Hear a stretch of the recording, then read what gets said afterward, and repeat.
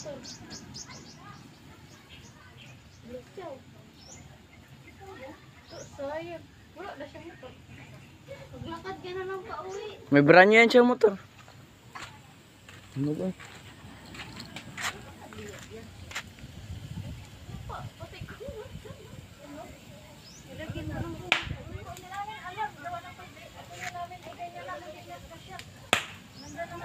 Ang gulong, wala na.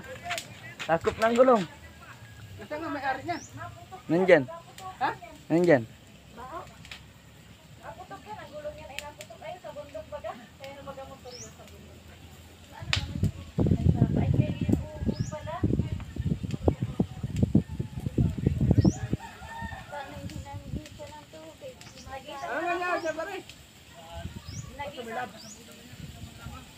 Nagisan pa nila ng tubig. Hindi na po sabi ko kanina buhangin. Hindi naman agad nakapagpaga ng Anong motor yan?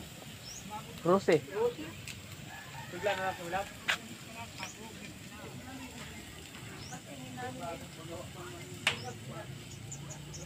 Wala bang may-ari niya? Nandyan po. Wala na nagawa yung may-ari.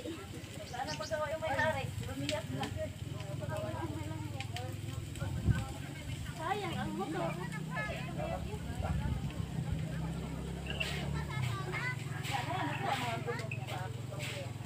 Yan, sige.